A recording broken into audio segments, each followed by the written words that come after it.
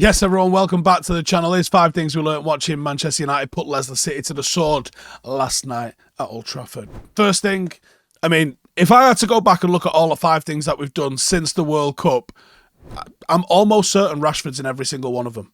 And he's in this one as well. He's top of the world. There is no more in-form footballer than Marcus Rashford in world football right now. That's it, yeah? Since the World Cup, it's his game. Everyone else is just watching him play. Simple as that. He is the difference. He is oozing in terms of confidence. Everything he touches turns to gold. United need to start tying this kid up to a new contract ASAP. It's a joke. 16 goals in 17 games since coming back from the World Cup. Phenomenal. Absolutely phenomenal. Speaking of phenomenal, I still don't understand the disrespect that Bruno Fernandez gets. Out wide, he is outstanding. I think he creates chance after chance after chance. Genius from Ten Hag to stick him out there. And one of the reasons he's so effective out there is his defensive output. Now, we talk about Bruno from an offensive point of view because he creates chances, and he was at his creative best again for United today. His work rate is ridiculous. He sets the tempo. He combined really well with everybody who come close to him, and he opens the door for Marcus Rashford to start today. I'm almost lost for words for what to say about Bruno Fernandez, but from a defensive point of view, people aren't really picking up on this. You will see Bruno Fernandez helping out his fullback, covering for them, being there for them, and not a lot of wingers do that.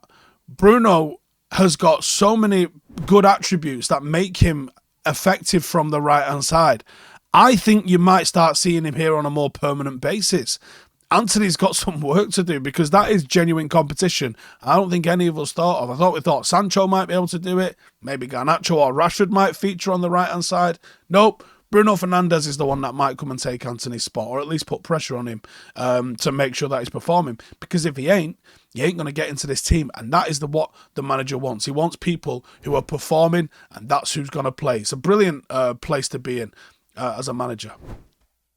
Number 3. Now, look, 1 out of 3 is what we were talking about. I covered that in the review last night, but the positives are we've won 1 game. 2 more massive games to go, just to sew this month up, just to sew what's been a pretty solid month for United, just to sew it up, nice, put a bow on it. 3 wins, yeah, and we'll worry about March, April and May when we come to them. Sew this month up nice and easy. We got 1 win, we got 2 more to go. However, Leicester caused us so much trouble early in the game. We were struggling playing out. We were struggling having any sort of composure on the ball. We were getting centrally overloaded. And Joe, why? Casemiro wasn't there. Even though I think Sabitza's been a really astute sort of signing, but Eriksen he ain't, and Casemiro he ain't. And when Casemiro is not in the team, you are 10 times more vulnerable. Simple as that. He is so good. The midfield is disjointed. You're far too easy to play through. The composure and class and confidence that he puts into other players. He's just kind of got this don't worry attitude. I'm here, chill. And I think it's infectious, and unfortunately the opposite is infectious as well. When you get a little bit panicked, that can breed and spread through everybody else as well. We need him back so desperately. We desperately need him back. And we will have him back. He'll be back for the rest of the games this week. We are extremely reliant on him. Let's hope we can get through on Thursday night. And let's see if we can pick up some silverware this Sunday. Can't believe how close it is. I can't wait. Second half surge. We came out in the second half with a point to prove. And I think we've done this on a few times this season where we've been quite poor in the first half. Ten Hag's figured out why. Sometimes the opposition manager comes out with something that they didn't see, didn't expect. He's fixing that at half time and he's coming out with something, a little bit of a tweak in the second half. I think he does that more often than the opposite being true, if you know what I'm saying. I think he does that where I don't think he necessarily starts every game perfectly. I think if he doesn't, he can fix it at half time, and that's a great asset for him to have. Sancho coming in the second half was huge. I don't think he's back there yet. I don't think he's back all the way to his best, but he's on the road. And it's great to see. Like we said, it's going to be a few weeks before you see him really getting up to match speed. So using him and Garnacho 45 apiece is a great asset to be able to have. If you start to see Sancho hitting top form, again, all the credit to Ten Hag for noticing this. We were all over the place in the first half, and whatever he did at half-time, that showed that up. Maybe it was just putting them on the back foot just a little bit better. We were so lucky not to be losing. But we kicked into gear, and we really could have got 4, 5 and 6. Weghorst had an opportunity. Marcus had another opportunity, but we can't forget David De Gea. David De Gea really kept us in that game in a massive way. The in-close reaction, shot stopping, he's about as good, if not the best, in the world at that.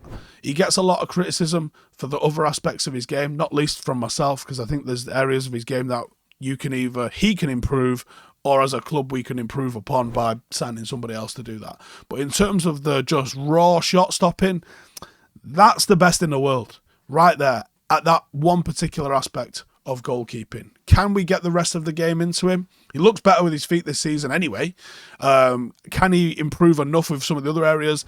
Like the command of his 6-yard box could still be better. Coming out and claiming crosses could still be better. These are things I want to see him improve on. If he improves on those, there's aspects of goalkeeping that others can't touch him with. But it was without a doubt, the sort of performance that kept Manchester United in the game at a time where if we'd have conceded one and then the second, we could have been out of it, and this would have been a whole different result. And we wouldn't have been talking about winning 1 in 3. We would have been talking about we wouldn't have been talking about 1 down, 2 to go. We'd have been like, all right, well, we've lost the one that we can afford to lose at least. We just need to make sure we beat Barcelona and Newcastle now. And it would have been a whole different vibe bouncing into them.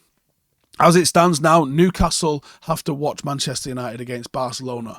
And on one hand, yeah, you absolutely have got the 7-day rest factor going into that game for Newcastle. But I tell you what, for a team that hasn't won anything, for a team that's just lost to Liverpool on the counter, I might add, a team that has just lost and been scored on by breakaway goals, they played yesterday. They're going to be sitting there watching Manchester United against Leicester City and going, that's how we scored yesterday. Whether or not they're conscious of that, they should be aware of that. Then they have to watch Manchester United against Barcelona at a rocking Old Trafford, where the crowd is going to be right up for it. And guess what? Manchester United are going to win that game. And we're going to put it on Barcelona to a greater effect than what we put it on Barcelona last Thursday. You as a Newcastle player, most of these haven't won anything. You haven't got your goalkeeper, who's been sensational for them. Really, really sensational. Probably the best goalkeeper in the league this season. You haven't got him. Manchester United have got everybody coming back, including the likes of Casemiro. Psychologically, watching Manchester United beat Barcelona might not be good for Newcastle. They've got all week to think about it. On one hand, you have all week to prepare. On the other hand, you've got all week to worry about not having your goalkeeper. All week to worry about Marcus Rashford in the form that he's in. All week to worry about how we're going to get past that little Argentinian midget they've got at the back who's the best defender in the league. All week to worry about all manner of things. All week to worry about how big that pitch is at Wembley. All week to worry about everything. And that can upset the balance. Manchester United put in a good performance against Barcelona. We'll bounce that into the third one and we'll win the lot. Happy? Happy. See you in a bit. Hey, thank you for watching the video. If you are new around these parts, then don't forget to subscribe. My channel is proudly supported by my community on Patreon. If you'd like to get a little bit of extra content, a Discord group, meetups, 5-a-side games, weekly podcasts, behind the scenes, and even an occasional bit of transfer news as and when I get it, then for the price of a pint, you can show your appreciation for the content that we make and get some goodies for doing so as well. Check the link in the description or click the button right here. You'll also find all of my socials here too if you want to follow me on any of those platforms. Nice one.